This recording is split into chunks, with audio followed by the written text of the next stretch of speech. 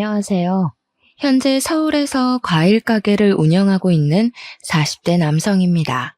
지난 날을 돌이켜보면 손에 잡지도 못할 허황된 것을 쫓은 것 같아 후회되기도 하네요.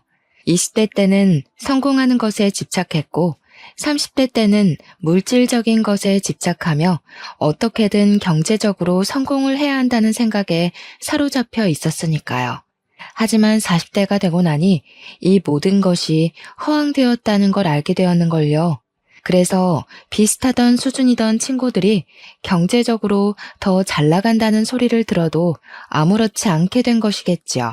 이런 저에게 한 가지 취미가 있다면 그건 바로 사연 채널에서 사연자분들의 이야기를 들으며 과일을 파는 것이에요.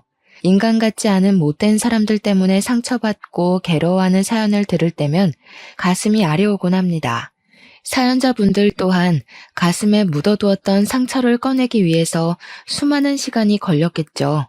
용기를 내어 사연을 신청하신 사연자분들을 보며 저 또한 용기를 내어 오늘 아무도 몰래 숨겨두었던 상처를 고백하게 되었네요. 사연을 신청한 오늘만큼은 과일 장수가 아닌 사연자가 되어 여러분들에게 그동안 있던 이야기를 들려드리려고 합니다. 자식들은 보통 부모의 영향을 받아 비슷한 직업을 갖는다고 하는데요. 저 또한 그랬어요. 과일 장수로 일하던 아버지로 인해 어린 시절부터 트럭을 타고 다니며 전국 각지로 과일을 팔러 다녔거든요.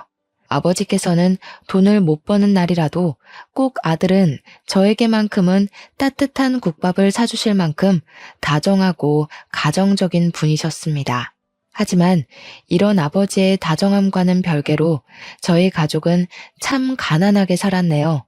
아무리 과일을 싼 값에 내놓는다고 해도 트럭 여기저기에 굴러다녀 상태가 좋지 못한 과일이 잘 팔리는 건 가물에 콩이 나듯 드문 일이었으니까요.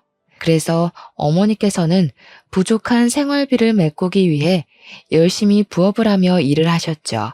부잣집에 일손을 돕거나 김장을 하면서 말이에요.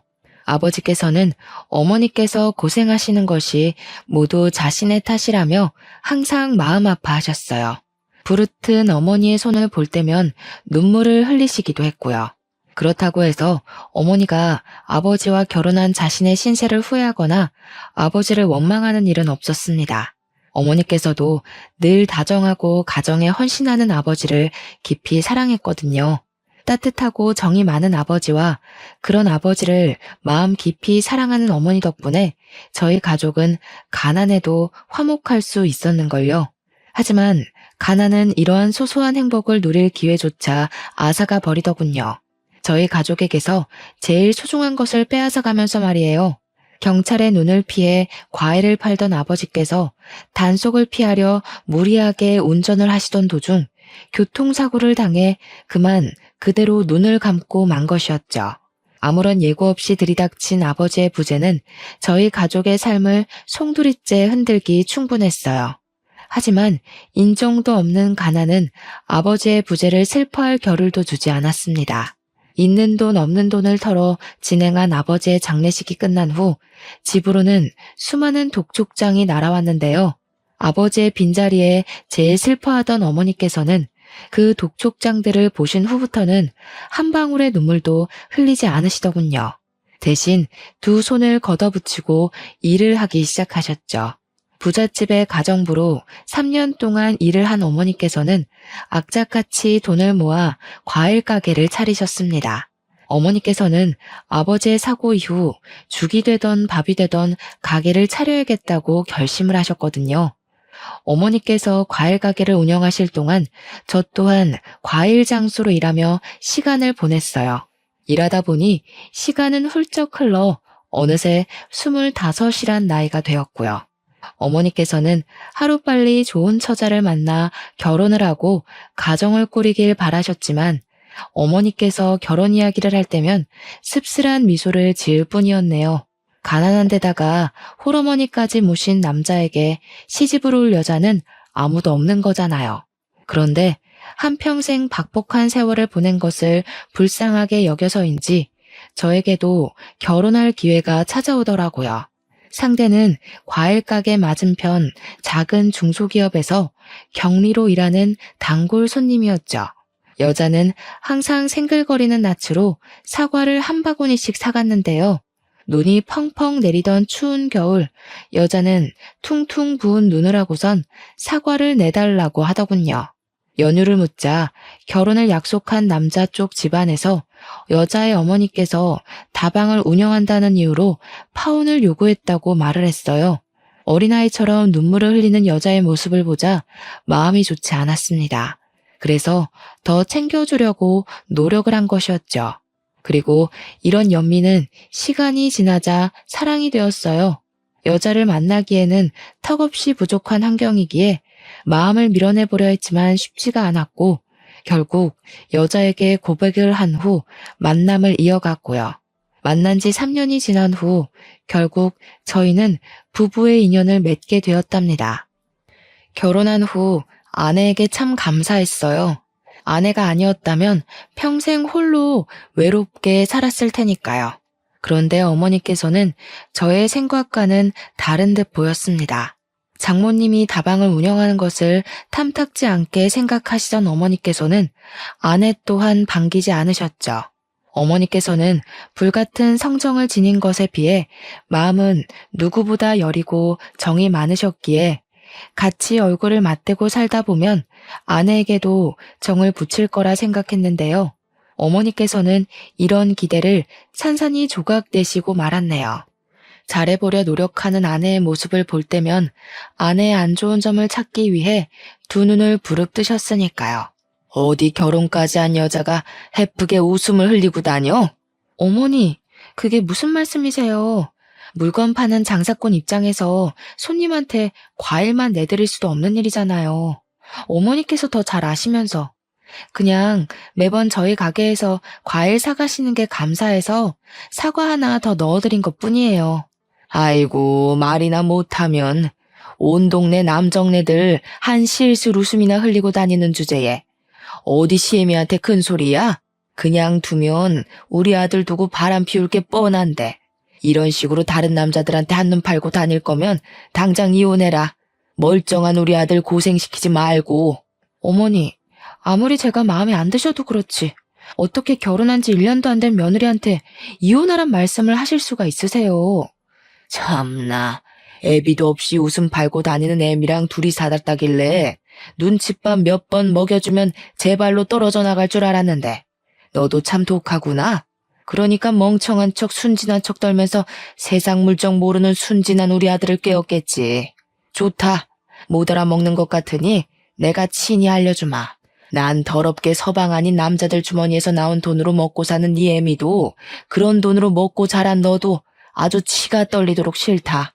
우리 아들 생각해서 참으려고 해도 다른 사내들 떼탄 니까짓게 우리 아들이랑 한 이불 덮고 잔다고 생각하면 우라통이 터져서 살 수가 없어. 남이 건네준 돈으로 먹고 산 건 저희 엄마나 어머니나 별반 다를 게 없는 거 아닌가요? 어머니도 과일 산다는 사람 남자 여자 가려서 파시는 거 아니잖아요. 아무리 우진 씨가 좋다고 해도 어머니께서 자꾸 이런 식으로 중간에 회방 놓으시고 못 살게 구시면 저도 어쩔 수가 없죠. 이런 식이면 어머니 안 보고 살겠습니다. 남자의 눈 돌아간 것 치고 시애미 대접 제대로 하는 것이 없지. 네가 아주 시애미 얼굴에 먹칠을 제대로 하는구나. 아내 또한 어머니 못지않은 괄괄한 성격을 가지고 있었기에 어머니와 아내의 사이는 회복할 기미를 보이지 않았고 결국 제가 나서서 두 사람 사이에 끼어들 수밖에 없었습니다. 어머니께서는 애미도 버린 매정한 놈이라며 서운해하셨지만 이제는 한 가정의 가장이 되었기에 어쩔 수가 없었죠. 그 후 아내는 과일 가게에서 일하는 것을 그만두고 가정주부로 사는 생활을 시작하게 되었어요. 다달이 나가는 생활비를 생각하면 맞벌이를 하는 것이 맞았지만 차마 아내에게 맞벌이 하자는 말을 꺼내지는 못하겠더군요. 그동안 마음고생으로 힘들었을 아내를 편히 쉬게 해주고 싶었거든요. 그래서 더 열심히 일한 것이고요. 가게의 문을 열고 과일을 파는 것만으로는 한계가 있었기에 가게의 문을 닫은 밤이면 근처 아파트 단지에 전단지를 돌리며 돈을 벌기 위해 노력했죠. 어휴, 장사하는 집에는 사람이 잘 들어와야 가게도 번창하고 돈도 잘 버는 건데. 장사도 영 시원찮은 게 아무래도 근본도 없는 저 몹쓸 것이 안방을 치고 있어서인 듯 싶구나. 제발 이상한 거로 끼워 맞추지 좀 마세요. 바로 앞에 대형마트 생겨서 그런 걸 왜 집에 있는 험한 사람 탓으로 돌리세요? 이제 그만하실 때도 됐잖아요. 어머니 자꾸 이러시면 그러고 싶지 않아도 자꾸 집사람 편들 수밖에 없어요. 그러니까 이제 집사람 흉보는 건 그만두세요. 좋게 생각하려고 해도 상황이 요 모양 요 꼴로 돌아가는데 어떻게 흉을 안 봐? 제발 지마폭에 쌓여있지 말고 현실을 좀 봐라. 니쳐 들어오고 나서 장사가 잘 되는 날이 있나 없나. 가게에 들어오는 손님이라고는 똥이나 싸지르는 똥파리뿐이니 좋게 생각할 수가 있어야지. 어머니께서는 대형마트가 들어와 가게에 장사가 안 되는 것을 아내의 탓으로 돌리시더군요. 계속해서 아내를 안 좋게 생각하시는 어머니로 인해 자연스럽게 아내의 편을 들 수밖에 없었고요. 처음 몇 번은 어머니와 아내 사이를 회복하기 위해 노력하기도 했지만 그럴 때마다 어머니께서는 아내에게 홀려 이상한 수를 쓴다고 나무라셨기에 어쩔 수가 없었어요. 그리고 곧이어 점점 줄어드는 가게 매출로 인해 어머니와 아내의 사이에 소홀해질 수밖에 없었죠. 과일 가게를 살려보기 위해 과일을 반값에 내놓아 보기도 하고 덤으로 다른 과일을 손님들에게 끼워드리기도 했지만 품질이나 가격 모든 면에서 대형마트를 따라갈 수는 없었기에 손님들의 발길은 점점 끊길 수밖에 없었네요. 하락세에 가까운 수입에 얼마 후 10년간 이어오던 가게 문을 닫을 수밖에 없었고요. 가게를 접은 후에는 공사판 막노동 일이며 대리운전 같은 일을 가리지 않고 했지만 임금이 적다 보니 생활비를 하기도 빠듯하더군요. 그러던 중 귀농을 해 농사를 시작했다는 친구의 이야기를 듣게 되었죠. 친구의 이야기를 듣다 보니 저의 성향이나 여러 가지를 생각하니 시골에 내려가 농사를 짓는 것이 더 이득이겠더라고요. 아내 또한 시골에 내려가는 것을 승낙했어요. 서울에서 살아남기 위해 별다른 뾰족한 수가 없었기에 어머니 또한 수박 농사를 짓는 것을 허락하셨는걸요. 어머니께서도 함께 시골로 내려가 농사를 지으면 좋았겠지만 무릎이 안 좋으신 어머니께서는 병원으로 가며 치료를 받으셔야 했기에 저희 부부만 시골에 내려가기로 했죠. 서울에서의 생활을 청산하고 시골에 내려갔을 때만 하더라도 아내는 시골에 내려온 것을 후회한다며 한숨을 푹푹 쉬었어요. 끝없이 이어진 밭에서 수박 농사를 지을 자신이 없다면서요. 아내는 서울로 돌아가고 싶다 말했지만 이상하게 저는 넓게 펼쳐진 땅을 볼 때면 기분이 좋더라고요. 아마도 다시 일어날 수 있는 희망이라는 생각 때문이었겠죠. 마을의 젊은 사람들이 이사를 와서인지 주민분들은 저희 부부를 도와주기 위해 참 많이 노력하시더군요. 그 덕분에 저는 여기저기 돌풀이가 널브러졌던 땅을 돈 한 푼 들이지 않고 가꿀 수 있었는걸요. 밭을 갈고 인부들을 모아 농사 지을 준비를 하자 아내 또한 열심히 노력하는 모습에 감동을 받아서인지 일손을 도와주고 새참을 챙겨주는 등 도와주려 노력을 많이 했습니다. 참 고마웠어요. 부족한 형편인 것을 이해해 줄 뿐만 아니라 언제나 저의 뜻을 믿고 지지해 주었으니까요. 그리고 이런 아내의 내조와 저의 노력 덕분인지 더할 나위 없는 풍년이 찾아오고 수박 농사는 성공하게 되었죠. 농사를 시작한 지 불과 1년 만에 일어난 일이었습니다. 제가 재배한 수박은 지역에서도 품질 좋기로 소문나 부르는 것이 값일 정도로 비싸게 팔렸는데요. 이 덕분에 과일 가게를 운영할 때와는 비교도 안 될 만큼 많은 이익을 거둘 수 있었네요. 경제적으로 나아진 후 그동안 고생한 어머니에게도 잘해드리려 노력을 했습니다. 어머니께서는 필요 없다 말씀을 하셨지만 생애 처음 시설 좋은 아파트에 입주를 하시니 입에 귀가 걸릴 정도로 한박 웃음을 지으시더군요. 더불어 경제적으로 안정이 된 후에는 어머니와 아내의 고부 갈등 또한 전과는 비교할 수 없을 정도로 나아졌어요. 웃는 낯으로 잘 지내는 어머니와 아내의 모습을 볼 때면 마음이 뭉클해졌죠. 드디어 한 가족이 된 거잖아요. 경제적으로도 가정적으로도 안정이 된 후 저희 부부는 아이를 가지기 위해 노력했습니다. 저희 부부 둘 다 시기가 안 좋아 미뤘을 뿐 아이를 참 좋아했거든요. 하지만 세상 일이 모두 마음처럼 되지 않듯이 저희 부부에게는 아이 문제가 그렇더라고요. 자연 임신에 실패한 뒤 여러 번 시험관 수술을 진행했지만 임신이 되지 않을 뿐더러 아내의 몸은 날로 쇠약해져만 갔죠. 실패를 거듭해 갈수록 아내는 몸뿐만 아니라 마음까지 지쳐가는 것 같았어요. 결국 아내의 건강을 위해 아이를 포기하기 결심을 했고요. 아이를 포기한 후 저희 부부는 전국 각지의 여행을 다니며 아픔을 이겨내기 위해 노력했습니다. 다행히 물 좋고 산 좋은 곳을 찾아다녀서인지 아내의 건강은 나날이 좋아져 갔죠. 몸뿐만 아니라 마음까지도요. 주위의 몇몇 사람들은 결혼을 한 횟수가 오래될수록 아내와 사이가 안 좋아진다고 했지만 저희 부부는 그 반대였습니다. 결혼을 한 지 7년이란 세월이 흘렀지만 여전히 서로 사랑하고 존중했으니까요. 항상 제일 가까운 곳에서 응원해주고 힘을 써주는 아내 덕분에 행복하기만 했고요. 저희 부부는 한 달에 한 번 제주도로 여행을 떠났는데요. 제주도 여행을 예약하고 얼마 안 돼 아내는 제주도 여행을 미루자고 말을 꺼냈네요. 다리가 다친 장모님의 병간호를 해야 한다면서요. 몸이 불편한 장모님을 두고 여행을 가봤자 마음이 편하지 않을 게 뻔했기에 바로 제주도 여행을 취소했죠. 그런데 장모님이 우리 집에 오신 후 한 가지 문제가 발생했습니다. 다리에 있던 깁스를 푼 후에도 장모님께서는 도통 저희 집에서 나갈 생각을 안 하신다는 것이었죠. 일주일이나 길어도 한 달이면 댁으로 돌아가실 거라 생각했지만 장모님은 그대로 석 달이 지나도록 저희 집에 눌러앉아 생활하셨어요.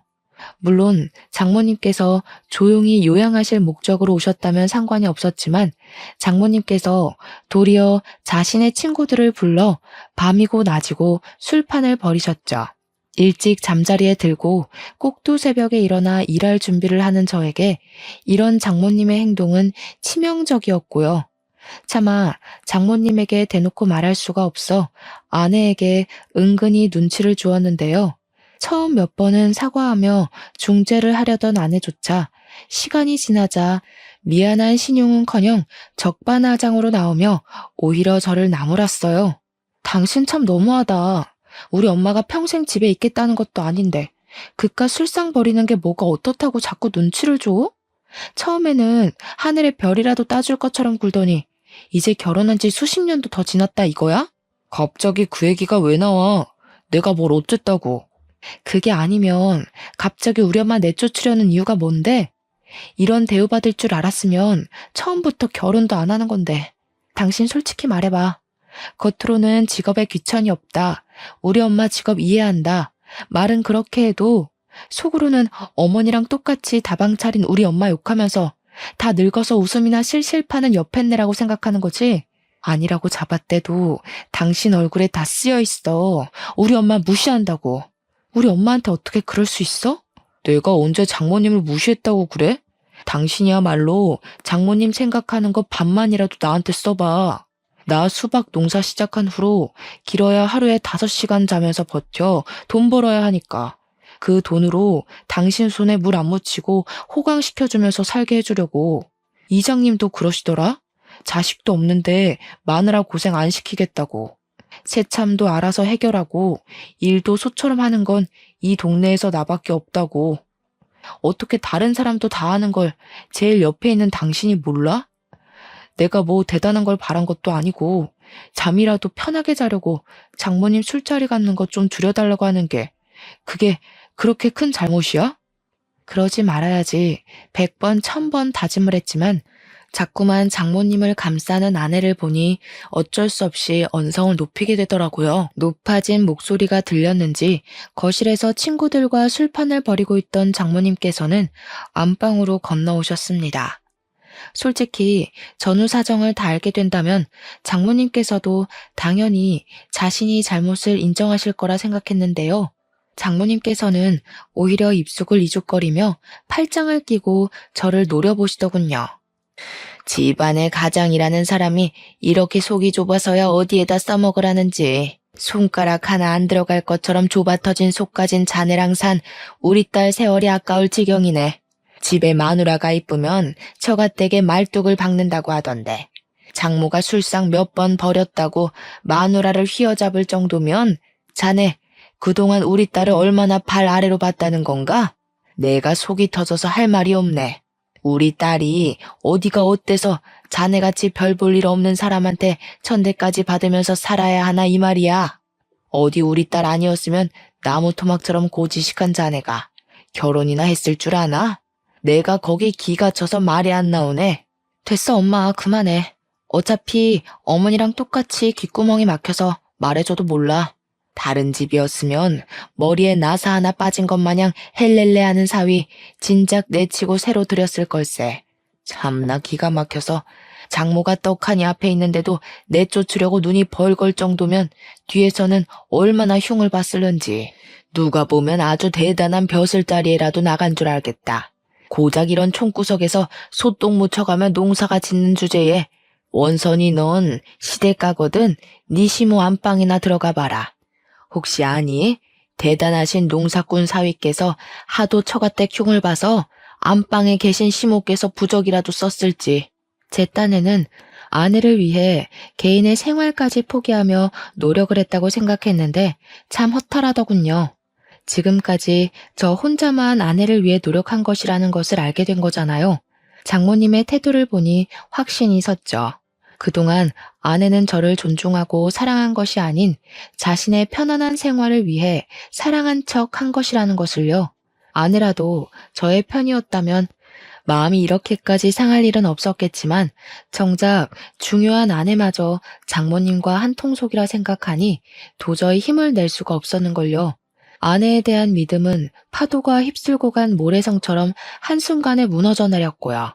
너무 큰 충격을 받아서인지 그 후에는 아무리 장모님이 큰 소리로 떠들며 사람들과 술잔을 부딪혀도 신경조차 쓰이지 않았네요. 신경조차 쓰지 않자 장모님은 물 만난 고기처럼 날뛰며 더 많은 사람을 집으로 불러 술판을 벌였고요. 그런데 장모님이 활기를 칠 동안 사건이 일어나고 말았죠. 감기 기운으로 몸이 좋지 않아 평소보다 일찍 귀가를 했을 때였습니다. 그날도 다른 날과 마찬가지로 장모님께서는 사람들을 불러 모아 왁자지껄하게 떠들며 술판을 벌이고 있었어요. 거하게 취한 장모님은 평소보다 일찍 귀가한 저에게 시비를 거시더라고요. 이젠 하다하다 우리 딸을 굶겨 죽일 작정이라도 한 겐가? 그러지 않고서야 어떻게 해가 벌컥했던데 낮에 집에 발을 들일 수가 있어? 봐줄 만한 건 돈밖에 없었는데 이제 돈까지 안 벌어오겠다고 하면 뭐하러 우리 딸을 데리고 살겠다는 건가? 에라이, 마누라 굶기는 이 천하의 나쁜 놈. 장모님께서는 막말을 한 것도 모자라 상에 있던 숟가락으로 제 머리를 내려치기까지 하시더라고요. 머리를 때린 도구가 숟가락이라는 것을 알아차렸을 때 멍하니 장모님을 바라볼 수밖에 없었어요. 아픈 것보다도 먹던 숟가락으로 머리를 맞았다는 것에서 오는 충격이 더 컸거든요. 다른 것도 아닌 숟가락으로 사람 머리를 때리다니요. 울분으로 몸을 떠는 찰나 머리채가 잡힌 장모님께서는 곧바로 바닥에 내팽겨쳐졌습니다. 장모님을 응징한 사람은 다름 아닌 저희 어머니였죠. 어디 감히 그 더러운 숟가락을 올려? 다른 남자가 내다 버린 헌시짝 같은 걸 며느리라고 귀히 여겨줬더니 은혜를 이런 식으로 갚아? 어머니, 제발 진정부터 하세요. 귀한 내 아들이 더러운 손가락으로 머리통을 맞았는데 진정은 무슨... 그 주둥이로 친정이란 말을 꺼내기 전에 우리 아들 머리통 때린 네 엄마부터 말렸어야지. 시애미한테 바락바락 대들던 상황은 다 어디에 두고 제 남편을 맞는 꼴을 그냥 보고만 있어? 맞을 짓을 했으니까 맞았죠. 저희 엄마가 괜히 그랬겠어요? 그래, 지금 보니 그 잘난 혓바닥은 시애미 성질 돋을 때만 쓰는 모양이구나. 딸년 잘못 키운 벌은 애미가 받아야지. 아이고, 노망난 할망구가 사람 졌네. 아내의 말에 열이 받을 대로 받은 어머니께서는 바로 바닥에 쓰러진 장모님의 멱살을 들어 올리시더군요. 한 번만 더 내 아들 괴롭혔다가는 국물도 없을 줄 알아 이 옆했네야. 알았어? 어머니의 기세에 눌렸는지 장모님께서는 고개를 끄덕이며 다시는 저희 집 근처에 얼씬도 하지 않겠다고 약속을 하셨습니다.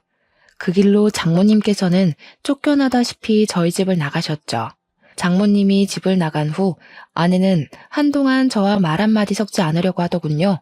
아무리 장모님이 잘못을 했다고 해도 어머니의 행동이 과했기에 말을 붙이며 사과를 하려고 했지만 그럴 때마다 입을 꾹 다물고 방으로 들어갔네요. 이때는 알지 못했습니다. 아내가 얼마나 큰 앙심을 품고 있는지 말이에요. 외식을 하거나 아내가 좋아하는 명품 가방을 사다 주며 아내의 마음을 풀어주기 위해 갖은 노력을 다해보았지만 한 번 다친 아내의 마음을 열기 쉽지 않더군요. 화가 단단히 난 아내에게 어머니의 생일을 맞아 같이 서울에 올라가자는 말을 차마 할 수 없었고요.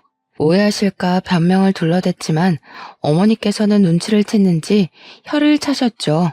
이렇게 속을 썩일 줄 알았다면 그때 무슨 수를 써서라도 막는 건데 네가 이렇게 힘들어할 줄 알았으면 평생 원망하는 소리를 듣는다고 해도 결혼을 막는 건데 이 어미 생각이 너무 짧았구나. 아휴, 좋은 부모 밑에 컸으면 너도 좋은 배필 만나 토끼 같은 자식 낳고 잘 살았을 텐데 못난 어미 만나 너만 고생이야. 어머니께서는 눈물을 훔치며 사과를 하셨습니다. 그런 어머니를 보니 마음이 좋지 않았어요. 어머니의 행동이 과했다고는 하나 모든 것이 자식인 저를 위한 일인 거잖아요. 어머니의 생일을 지낸 후 다시 힘을 내기로 결심을 했어요. 아무리 힘들다고는 해도 먹고 사는 것만큼 중요한 것은 없으니까요.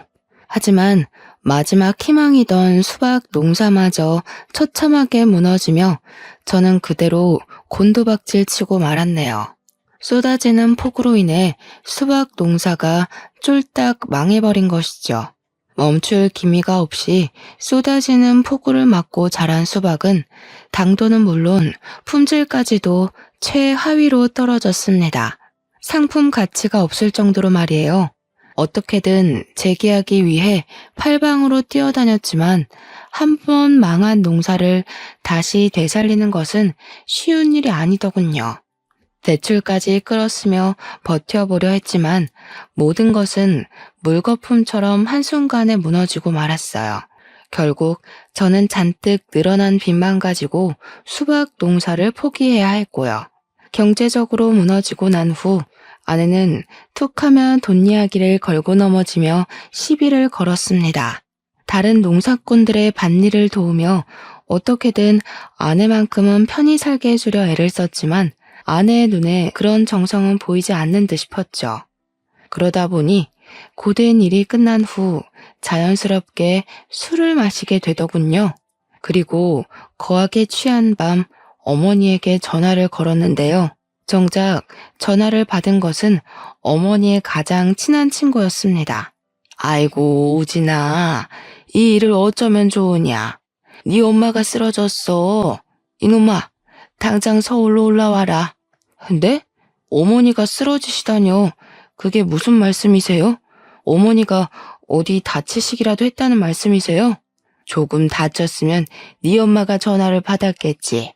네 엄마 바로 수술 들어가야 한다니까 당장 달려와라. 큰 수술 앞뒀는데 아들 녀석이 엄마 옆에 있어줘야지. 전화를 끊자마자 어떻게 택시를 잡았는지조차 모를 정도로 급하게 택시를 타고 서울로 올라갔습니다. 수술해야 한다는 말을 들었을 때는 가슴이 철렁 내려앉았고요. 병원에 도착한 후 곧장 어머니에게 전화를 걸자 어머니께서는 뇌졸중으로 쓰러지셨다고 하더군요. 하염없이 수술실 앞을 기다리자 불안함을 감출 수가 없었습니다. 수술이 끝난 후 의사가 말하길 쓰러진 후 바로 병원으로 온 덕분에 후유증이 없을 거라 말했지만 그래도 안심이 되질 않더군요. 어머니가 쓰러진 것이 모두 그동안 무심했던 스스로 때문에 일어난 일 같았거든요. 수술이 끝난 후 어머니께서 혼자서 거동을 할 수 없으셨기에 집으로 모시려고 했는데요. 사정을 말하자 아내는 기가 차다는 듯이 콧방귀를 뀌며 어머니를 본가로 모시는 것을 절대 반대했는걸요. 어머니가 우리 엄마한테 어떻게 했는지 벌써 잊었어? 아무리 마음에 안 든다고 해도 사돈 머리채를 잡는 시모가 세상에 천재 어디 있어? 우리 엄마 머리채 잡을 정도였으면 이런 상황에서 혼자 살 각오 정도는 하고 덤벼드신 거 아니겠어? 난 죽어도 어머니 못 모시겠으니까 정 어머니를 모시고 싶거든 당신이 어머니 집 들어가서 병시종을 들던 요양병원을 가든 알아서 해. 차라리 못된 며느리 하면 됐지. 늙고 병든 어머니 수발 들으면서 착한 며느리 칭호받고 싶지는 않아. 알았어. 당신 뜻이 그렇다면 내가 서울에서 어머니 모시고 있을게. 당신이 한 말 톡톡히 지켜. 나중에 가서 불쌍한 우리 엄마 운운하면서 합가하자고 하지 말고. 아내의 반대에 어쩔 수 없이 서울에서 어머니를 모시게 되었습니다. 일하는 빈 시간에는 어머니의 친구분께서 집으로 와주셨기에 마음 편히 일할 수 있었죠. 다행히도 어머니의 상태는 나날이 좋아졌어요. 초기에 수술을 한 것과 재활치료를 꾸준히 받은 것이 컸죠. 어머니께서 상태가 나날이 좋아져 일상적인 생활을 할 수 있을 만큼 몸이 회복되었을 때쯤 시골집을 팔아 빚을 청산할 생각이었는데요. 어머니께서는 극구 사양을 하시며 자신의 낡은 빌라를 팔아 빚을 갚는 데 보탬을 해주셨네요. 자신은 반자에 가도 상관이 없다면서요. 희생만 하고 살았던 어머니였기에 참 가슴이 먹먹하더군요. 아무리 어머니라 할지라도 개인의 인생이 있을 텐데 어머니께서는 언제나 자신의 인생을 살기보다 자식을 위해 사셨으니까요. 그래서 아내를 설득해보기로 마음먹었고요. 합가하기 위해서가 아니라 아내와 어머니의 사이를 회복시키기 위해서였습니다. 그런데 아내는 어머니를 보자마자 기겁을 하며 소리를 질렀어요. 당신 도대체 무슨 생각이야? 내가 한 말 잊었어?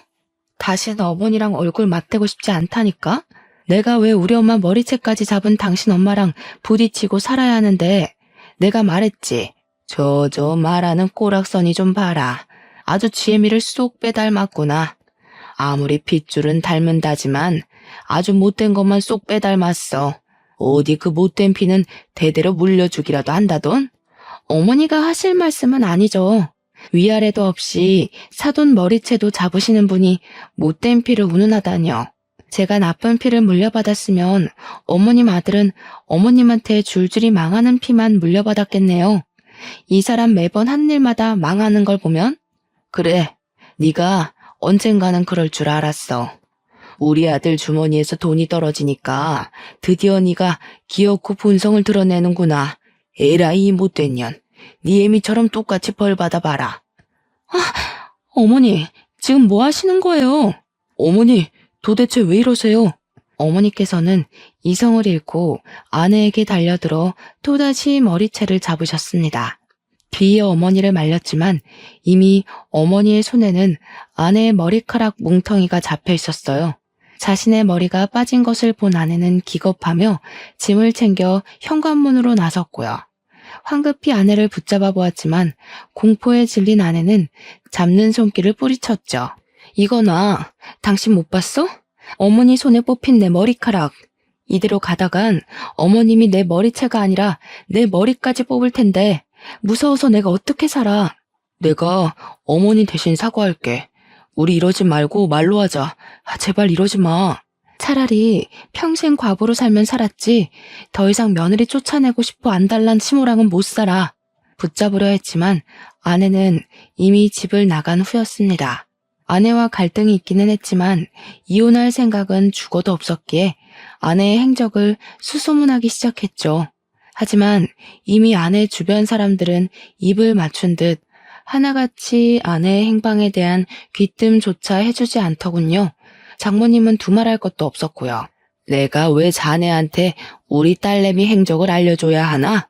아직도 자네 엄마한테 머리채 잡힌 것만 생각하면 내가 하도 억울해서 자다가도 벌떡벌떡 일어난 냉수를 들이켜내. 그것도 모자라 귀한 내 딸 머리채까지 잡아놓고 뭐? 어디 있는지를 알려줘? 정 자네 처가 보고 싶으면 법원이 나오게. 장모님의 말처럼 아내는 얼마 안 가 이혼 소송을 걸어왔습니다. 아내를 보며 이야기를 나누고 싶었지만 그 어디에서도 아내를 만날 수 없었기에 저는 급하게 변호사를 선임할 수밖에 없었는걸요. 그리고 제가 아내를 만난 곳은 결국 법원이 되었죠. 확고하게 이혼 생각이 있는 아내와 달리 저는 가정을 지키고자 이혼을 거부했는데요. 아내는 혼인 기간 내내 고부 갈등을 겪은 것과 경제적으로 무능한 저로 인해 겪은 스트레스를 내세우며 이혼을 요구하더군요. 더불어 아내는 어머니에게 머리채를 잡힌 것을 주장했기에 이혼은 저에게 점점 더 불리한 상황으로 치닫게 되었어요. 어머니께서 아내와 장모님의 머리채를 잡았다는 결정적인 증거가 없었기에 첫 번째 재판은 아내와 저 모두에게 도움이 되지 못한 채로 끝이 난대요. 그 후 저는 변호사와 함께 두 번째 재판을 준비해야 했어요. 조사 과정 기간만도 4, 5개월이었기에 그동안 어떻게든 아내의 마음을 돌려보겠다고 다짐을 했습니다. 하지만 앞선 마음과는 달리 아내는 아예 만날 기회조차 주지 않았을 뿐더러 계속 장모님 댁을 찾아가자 장모님께서는 스토킹범으로 신고를 한 것이었죠. 경찰서를 찾아온 어머니께서는 목 놓아 오열하시며 바닥에 쓰러지셨어요. 아이고, 이 모자란 놈아. 그 못 쓸 것이 어떻게 했길래 잊질 못하고 이런 몹쓸 짓을 벌여. 네 눈에는 집 나간 처만 보이고 다 늙어서 아들 하나만 보고 사는 애미는 보이지도 않는 거야, 이놈아. 세상에 널린 게 여잔데 이제 그만 잊고 새 출발하자. 좋은 여자는 얼마든지 다시 만날 수 있어. 계속해서 아내를 설득하고 싶었지만 몸과 마음 모두 하나밖에 없는 아들로 인해 쇠약해진 어머니를 더 이상 괴롭히고 싶지 않았어요. 그래서 마지막 지푸라기라도 잡는 심정으로 변호사를 통해 부부 상담을 요청했습니다. 일말의 희망을 품고 간 자리였지만 아내는 출석조차 하지 않았기에 더 이상 아내를 붙잡고 있으면 안 되겠다 생각을 하게 되었네요. 아무리 사랑하는 마음이 있다고 해도 마음이 떠난 사람을 붙잡고 늘어질 수는 없는 거잖아요. 하지만 아내에 대한 마음을 덜어내는 것은 쉽지 않은 일이었습니다. 그래서 더더욱 일을 찾아다니며 바쁜 나날을 보내기 위해 힘을 썼어요. 처음에는 절대로 아내를 잊을 수 없을 것 같았지만 바쁜 나날을 보내다 보니 금세 아내에 대한 마음을 덜어낼 수 있더군요. 비록 아주 조금이었지만 그마저도 참 감사했죠. 아내가 덜어진 만큼 더 열심히 살아야겠다고 생각을 하게 됐거든요. 그런데 이런 이유는 얼마 가지 않았네요. 어머니의 행동이 이상해지기 시작했으니까요. 평소 핸드폰을 귀찮게 여기시던 어머니께서는 언젠가부터 핸드폰을 분신처럼 가지고 다니며 집착을 하셨어요. 그 모습이 참 이상했죠. 핸드폰에 스치기만 해도 어머니께서는 예민하게 반응하셨는걸요. 이런 어머니의 행동을 옆에서 지켜보고 있자니 덜컥 겁이 났습니다. 어머니께서 보이스피싱이라도 당한 게 아닌가 하는 걱정 때문이었어요. 핸드폰을 확인하려 했지만 어머니께서는 핸드폰을 항시 자신의 몸에 핸드폰을 지니고 계셨기에 확인을 하는 것 또한 쉽지 않았죠. 걱정이 나날이 깊어지던 중 어머니께서는 모른 번호로 걸려온 전화를 받으시더군요. 안방에 문까지 걸어 잠그고 말이에요. 통화가 끝난 후 어머니께서는 급하게 집을 나서셨어요. 저는 조용히 그 뒤를 밟았고요. 자차를 타고 가면 들킬 수도 있기에 허겁지겁 택시를 불러 앞질러 차를 탄 어머니의 뒤를 따랐습니다. 한참을 달리고 나니 어머니께서는 고급 주택가가 모인 곳에서 내리셨고 저는 근처에 세워진 차에 몸을 숨기고 어머니를 지켜보았죠. 몇 분이 지났을까? 고급 주택의 문이 열리고 어머니를 괴롭히던 사람이 모습을 드러냈는데요. 주인공의 얼굴을 확인 후 심장 소리가 빨라지며 입에서는 악소리가 나올 정도로 놀랄 수밖에 없었어요. 지금까지 어머니를 괴롭혔던 사람은 다른 누구도 아닌 아내였으니까요. 튀어나오려는 비명을 간신히 손으로 막으며 어머니와 아내의 행동에 주의를 기울였죠. 이해가 가질 않았습니다. 아내의 친정 형편이 잘 사는 것도 아니었고, 그렇다고 아내의 능력이 뛰어난 것도 아니었기에 의문일 수밖에 없었네요. 아내는 전문 대학교를 졸업하고 작은 중소기업의 경리로 일하던 것이 전부였으니까요. 어머니 그 정도 연기로 되겠어요? 하려면 제대로 하셔야죠. 제가 말씀드렸잖아요. 확실하게 해야 된다고. 아내는 어머니를 하대하는 것이 자연스러워 보였습니다. 어머니께서는 아내 앞에 잔뜩 주눅이 들어 있었고요. 그런 모습을 보고 있자니 당장 뛰쳐나가 연유를 묻고 싶었지만 이대로 나갔다간 덜미를 찾기는커녕 본전도 못 찾을 게 뻔한 거잖아요. 아이고, 미안하다. 늙은이가 능력이 부족해서 내가 어떻게든 잘해볼 테니까 너무 염려하지 말고 몸조리 잘하고 있어라. 어머니가 연기를 이따위로 하는데 제가 어떻게 마음 편히 몸조리 하겠어요? 화병 나서 몸져 눕지만 않으면 다행이지. 계속 이대로 했다간 어머니 좋은 국물도 없을 줄 아세요? 아이고, 제발 이 늙은이 정성을 봐서라도 좀 봐주렴. 너 아니면 나랑 우리 아들은 이대로 망해서 죽을지도 모른다 이거. 멀미를 잡기 위해 참으려 했지만 어머니가 찬 땅바닥에 무릎을 꿇고 있는 것을 보자 도저히 참을 수가 없었습니다. 뛰쳐나가 어머니를 일으키자 아내와 어머니 모두 경악을 하며 소스라치게 놀라더군요. 어머니, 갑자기 왜 이러시는 거예요? 이 사람 앞에 무릎을 꿇다뇨? 보아하니 이미 눈치챈 것 같은데. 좋아. 그동안의 정을 생각해서 말해줄게. 나 임신했어. 임신이라고? 아니 그럼 홀몸도 아닌데 왜 그렇게 나랑 이혼하고 싶어서 안달을 부린 거야? 내가 당신이랑 사이에서 나올 아기를 얼마나 기대했는데 어떻게 나랑 한마디 상의도 없이. 어머니가 장모님 머리채 잡아서 어머니가 당신을 미워해서 그래서 이혼하자고 한 거야? 그것 때문에 지금 이렇게 무릎도 안 좋은 어머니를 바닥에 꿇리고 이혼까지 하면서 복수라도 하는 거냐고. 온몸의 피가 머리로 몰리는 기분이었습니다.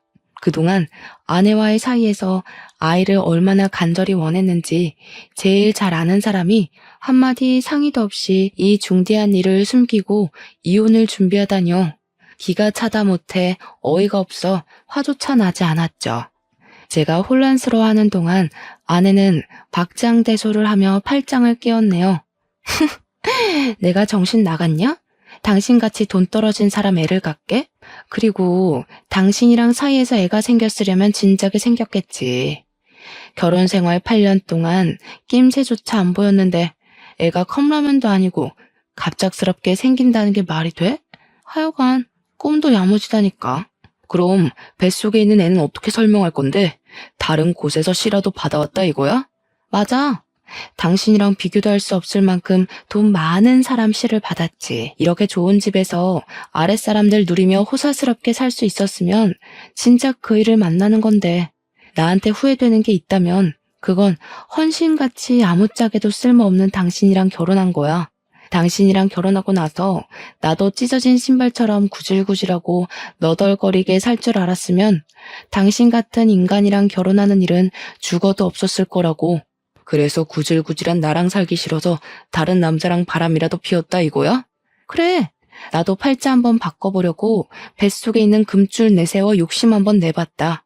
의심이 확신이 서는 순간 비통한 마음은 어찌할 도리가 없었습니다. 정말 후회스러웠어요. 지금까지 사치만 일삼은 사람을 아내로 둔 것도 그런 아내와 결혼을 하기 위해 어머니에게 불효자가 되었던 것도 말이에요. 바람을 피운 것만으로도 100번 잘못한 일이었지만 아내는 그것도 모자라 어머니를 괴롭히기까지 했어요. 그건 절대 용서할 수 없는 일이죠. 그래서 아내에게 왜 어머니를 괴롭혔는지 묻게 된 것이고요. 그런데 아내는 제가 묻자마자 또 콧방귀를 뀌었네요. 내가 그렇게 할 일 없는 사람인 줄 알아? 다 지난 과거 가지고 늘어질 만큼 내가 한가한 사람인 줄 알아? 이게 다 당신이 이혼 안 한다고 버텨서 그런 거 아니야. 당신이 이혼만 제깍제깍 했어도 이런 일은 없었잖아. 그러니까 순순히 이혼 서류에 도장 찍었으면 될 일을 이렇게 늘어지게 해서야 원. 기가 막혀서. 그럼 지금까지 이혼하자고 어머니까지 시켜서 이 난리를 피웠다는 거야? 당신이 처지 바꿔서 생각해봐. 이혼만 하면 금동아줄 잡은 애아빠랑 평생을 호요식하면서 살 수 있을 텐데 시어머니 협박하는 것 따위가 무섭겠어? 아내는 생각보다 더 무서운 사람이더군요. 자기의 사치를 위해서는 아무런 양심의 가책도 느끼지 못한 채 어머니를 괴롭힌 거잖아요. 자신의 이기심 때문에 어머니를 괴롭힌 아내를 절대 용서할 수 없었지만 아내 앞에 바짝 머리를 조아리는 어머니를 보니 자괴감과 슬픔이 동시에 밀려왔어요. 이 모든 일이 제가 무능한 탓에 일어난 일인 것 같았거든요. 어머니께서는 뭐가 그리 무서운지 어깨를 심하게 떨고 계셨습니다. 처음 보는 어머니의 모습에 이유를 묻자 어머니께서는 힘겹게 입을 열었고 충격적인 사실에 그만 이성을 잃고 말았네요. 농사일이 기울어질 때부터 아내는 파혼했던 남자와 연락을 주고받으며 외도를 한 것이었죠. 그리고 더 충격적인 것은 아내가 파혼남과 불륜을 저지르는 것을 어머니께서 두 눈으로 목격했다는 것이었어요. 파혼남은 어머니가 입원해 계신 병원의 의사였거든요. 불륜을 들킨 후 아내는 뻔뻔하게도 임신한 사실을 고백하며 저와 이혼하는 것을 도우라고 협박을 했고요. 어머니의 말을 듣고 나니 흩어져 있던 생각들이 모이며 퍼즐이 딱딱 맞춰졌습니다. 불륜한 것이 걸리게 된다면 자신의 의지대로 이혼을 할 수 없을 뿐더러 아이 또한 사실혼 관계인 저의 아이가 되기에 지금까지 이런 모략을 꾸민 것이었죠. 혼란스러워하며 손만 떨고 있자 어머니께서는 자신의 가슴을 때리며 오열을 하셨어요. 이 모든 것은 저를 위한 일이었다면서요. 이혼만 해주면 네 앞으로 남아있는 빚더미는 물론 억만금을 주겠다는데 세상에 그 제안 거절할 부모가 세상에 어디 있겠니? 어차피 망가진 인연 그냥 떠나보내주고 앞으로 일만 생각하자 오지나. 복수심 때문에 일을 그르치기에는 너무 큰 금액이잖니. 그동안 어머니께서는 대가로 받게 될 돈을 위해 아내에게 치욕스러운 모욕을 당하면서도 꿋꿋하게 연기를 하신 모양이었습니다. 파혼남에게 받은 돈으로 저에게 새 삶을 살게 해주기 위해서요. 숨어있던 진실을 알아갈수록 저에게 돌아온 것은 허탈함과 후회뿐이었어요. 모든 의욕이 상실하고 나니 더 이상 부득이한 싸움을 하고 싶은 생각도 없었고요. 그래서 아내가 원하는 대로 순순히 이혼을 해주게 되었죠. 불행 중 다행이라면 파혼남은 어머니와 저에게 위로금이란 명목으로 억 단위의 돈을 넘겨주었다는 것이었어요. 모든 것이 끝난 후 한동안은 폐인처럼 살았습니다. 무의식적으로 둘러본 아내의 SNS에 파혼남과 함께 행복스레 찍은 사진을 올릴 때면 저도 모르는 사이 두 눈에서는 눈물이 흘러나왔고요. 그런데 그것도 잠시 평생 아내를 그리워하며 폐인처럼 지낼 수는 없다는 생각이 들었어요. 그래서 파혼남이 준 돈으로 다시 장사를 시작하게 된 것이죠. 다른 장사를 하고 싶었지만 예전부터 보고 배운 것이 과일 장사밖에 없기에 결국 다른 장사를 시작하게 되었는걸요. 다행히 유동인구가 많은 곳에 터를 잡아서인지 장사가 잘 되더군요. 그 덕분에 바쁘게 살아 아내를 빨리 잊을 수 있었고요. 그런데 아내에 대한 생각을 다 잊어갈 때쯤 전화가 걸려왔습니다. 상대는 다름 아닌 아내였죠. 전화한 이유도 참 과간이었어요. 뱃속에 있는 아이가 파혼남의 아이가 아닌 것이 밝혀지며 땡전 한 푼 받지 못하고 쫓겨나게 된 것이었습니다.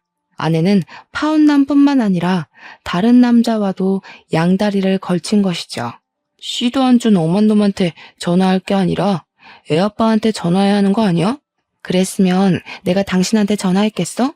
하룻밤 같이 논 사람이라 주소는커녕 번호도 모르는데 내가 애아빠한테 어떻게 전화를 해? 당신 나랑 애 키우면서 오순도순 잘 살고 싶다고 했잖아. 그 꿈 내가 이뤄줄게. 우리 뱃속에 있는 애 키우면서 같이 살자. 내가 정신 나갔고 바람까지 피운 당신이랑 애를 키우겠어? 당신이란 여자는 목소리만 들어도 징글징글할 정도로 신물이 났는데 내가 왜 다른 집시까지 뵌 당신이랑 다시 합쳐서 살아야 하는데? 당신 소원은 헌신짝 같은 나랑 이혼하는 거였잖아. 난 이미 당신이 원하는 대로 해줬으니까 같이 애 키워줄 애아빠 구하고 싶으면 다른 데서 알아봐. 여보, 야박하게 굴지 마. 아무리 내가 잘못한 게 있다고 해도 같이 지내던 정을 생각해서 걷어줄 수는 있는 거잖아. 구구절절 앓는 소리를 하는 아내를 보니 그동안 왜 아내 같은 여자에게 목을 맸을까 하는 후회가 밀려오면서 전화를 끊게 되었습니다. 그 후 아내에게는 몇 번이나 전화가 왔지만 더 이상 아내의 전화를 받아줄 이유는 없었기에 핸드폰을 뒤집어 놓았죠. 오갈 곳이 없자 저에게 집착하는 아내를 보며 집도 과일 가게도 이사를 하길 참 잘했다는 생각이 들더라고요. 현재 저는 아내를 완전히 잊고 과일 가게를 운영하며 어머니와 잘 지내는 중이에요. 간간히 다른 번호로 연락이 오는 걸 보니 아내는 여전히 잘 지내지 못하는 것 같아요. 전에 듣기론 아내 아이와 함께 물 새는 반지하에서 산다고 하더군요. 아내 같은 여자를 엄마로 둔 아이가 불쌍하기는 하지만 도와준다면 또다시 아내와 엮일 것이 뻔하기에 모른 척 할 수밖에 없는걸요. 사정을 알고 있는 주위 사람들은 아내에 대해 험담을 하는데요. 그렇다고 아내와 함께 지냈던 시간을 후회하지는 않습니다. 아내와 지낸 시간 덕분에 저는 인생에서 도움이 되지 못하는 사람을 걸을 수 있었고 더 성장할 수 있었으니까요. 더불어 항상 곁에 있어주신 어머니에게 감사함을 느끼는 중이에요. 현재 과거의 저처럼 몹쓸 사람으로 힘겨운 일을 겪고 계신 시청자분들이 계신다면 복수를 위해서라도 꿋꿋하게 자신의 자리를 지키며 살아가시기 바라겠습니다. 내가 성공해 잘 사는 것, 그것이 제일 큰 복수이니까요. 그럼 시청자분들에게 고개를 숙이며 오늘 사연 마무리 짓도록 할게요. 사연을 시청해주신 시청자분들 진심으로 감사드립니다. 늘 행복하세요.